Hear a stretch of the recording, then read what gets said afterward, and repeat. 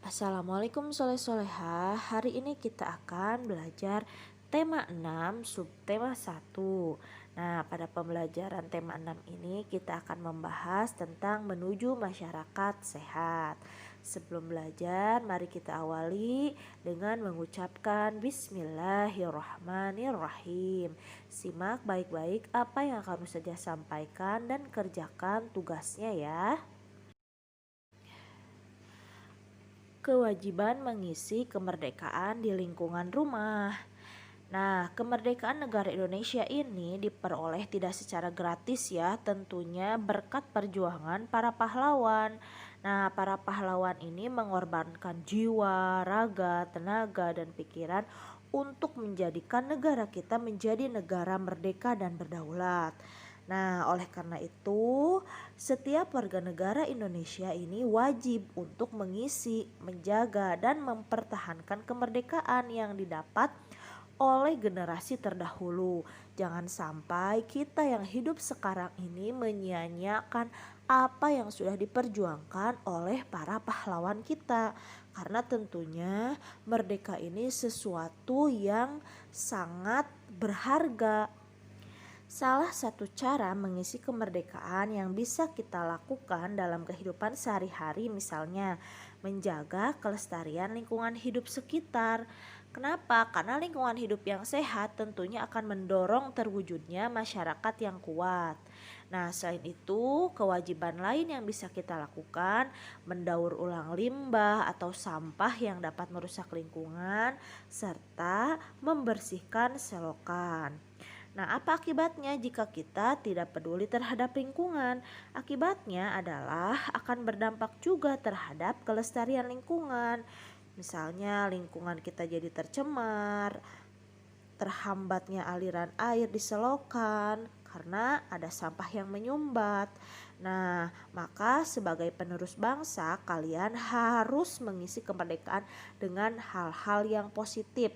Hal-hal yang positif ini artinya menghargai seluruh perjuangan dan pengorbanan para pahlawan dalam merebut kemerdekaan negara Republik Indonesia. Nah, coba kalian sebutkan kewajiban yang dapat kalian lakukan dalam mengisi kemerdekaan di rumah. Ini di sekitar rumah ya. Nah, di sekitar rumah kita juga bisa menggunakan barang buatan dalam negeri, menyelesaikan tugas sekolah, membantu ayah, membersihkan halaman rumah, merapikan mainan, menghormati tetangga yang melaksanakan ibadah, serta menghemat penggunaan listrik, membuang sampah pada tempatnya dengan benar, serta disiplin dalam menjalankan peraturan di rumah. Nah, itu salah satu contoh yang bisa kalian lakukan dalam mengisi kemerdekaan di lingkungan rumah. Tentunya kalau di lingkungan masyarakat ataupun sekolah akan berbeda lagi ya.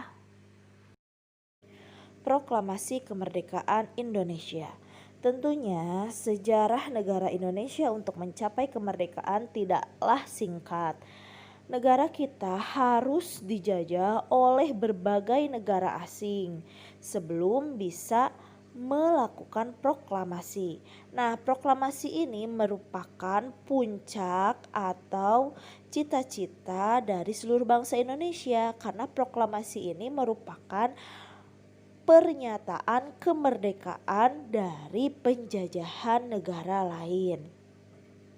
Nah, kemerdekaan Indonesia ini merupakan hasil perjuangan para pahlawan dan seluruh rakyat Indonesia.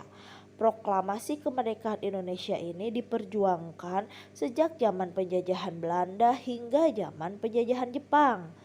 Nah, sekarang Ustazah akan jelaskan detik-detik proklamasi kemerdekaan bangsa Indonesia ini. Perhatikan baik-baik ya. Perjalanan proklamasi kemerdekaan Indonesia.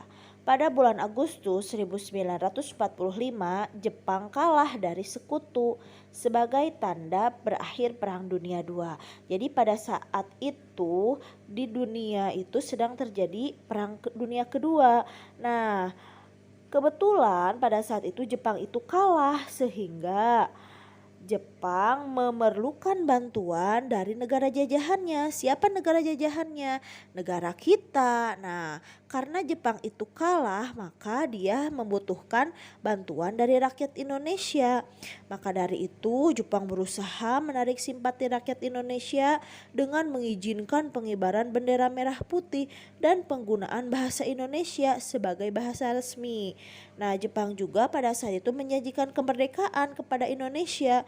Janji itu diwujudkan dengan adanya pembentukan BPUPKI dan juga PPKI.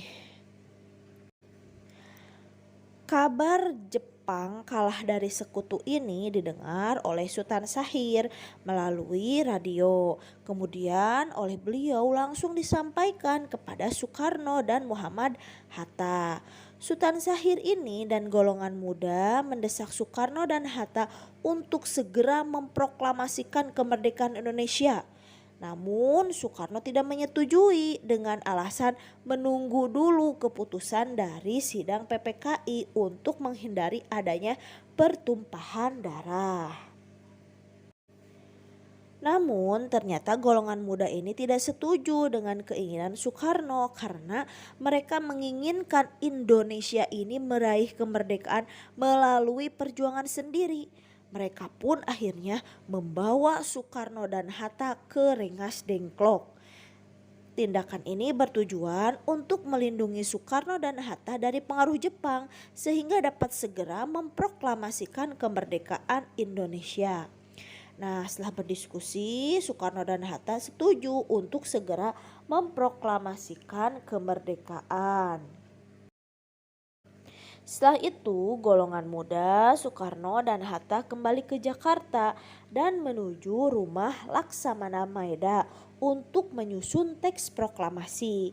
Nah, naskah proklamasi ini disusun oleh Soekarno, Hatta, dan Ahmad Subarjo. Naskah tersebut setelah disusun kemudian diketik oleh Sayuti Melik. Nah, Hatta mengusulkan agar semua orang yang hadir dalam penyusunan naskah proklamasi ini menandatangani naskah tersebut. Namun Soekarni nih mengusulkan agar naskah hanya ditandatangani oleh Soekarno-Hatta sebagai wakil bangsa Indonesia. Akhirnya pada 17 Agustus 1945 teks proklamasi dibacakan oleh Soekarno dengan didampingi oleh Muhammad Hatta. Pelaksanaan proklamasi kemerdekaan Indonesia ini dilakukan di Jalan Pegangsaan Timur nomor 56. Nah, setelah pembacaan teks, akhirnya diadakanlah upacara pengibaran bendera merah putih yang diiringi oleh lagu kebangsaan Indonesia Raya. Tentunya dengan adanya proklamasi kemerdekaan ini berarti bahwa Indonesia menjadi negara yang merdeka dari segala bentuk penjajahan. Indonesia juga telah memiliki atau menjadi negara yang berdaulat dan memiliki kedudukan yang sama dengan negara-negara lain. Inilah nih, proklamasi kemerdekaan ini merupakan puncak perjuangan bangsa Indonesia agar terlepas dari penjajahan.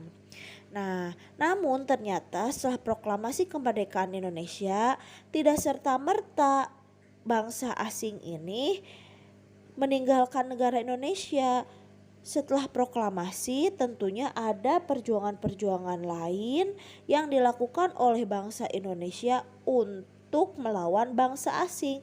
Karena ternyata setelah proklamasi itu bangsa asing kembali lagi ingin menguasai negara Indonesia.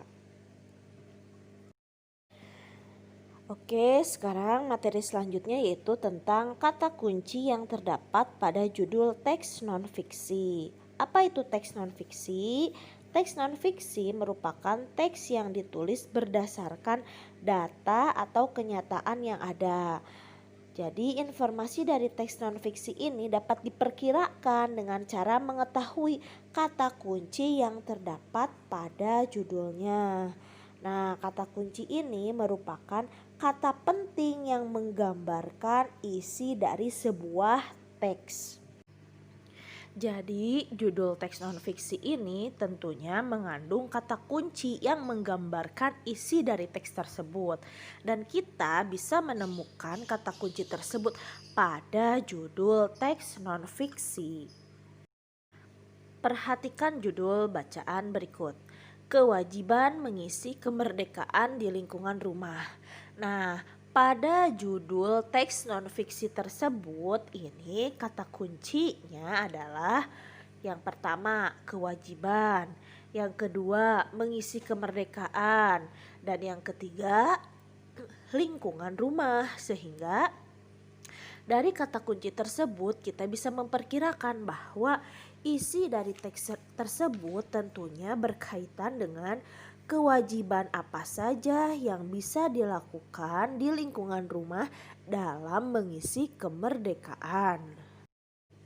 Sekali lagi, bacalah judul berikut ini.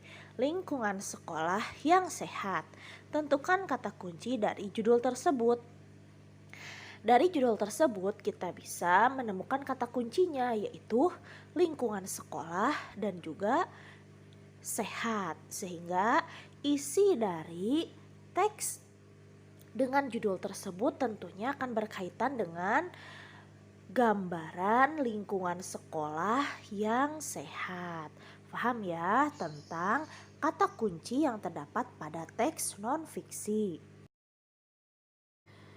Tugas hari ini yaitu kerjakan ayo berlatih pada buku tematik 6C halaman 8. Nah, nanti isi betul-betul ya, karena nanti akan Ustazah nilai dan Ustazah akan kirimkan kembali hasil dari nilai yang kalian peroleh. Terima kasih soleh-solehah sudah menyimak video pembelajaran hari ini. Wassalamualaikum warahmatullahi wabarakatuh.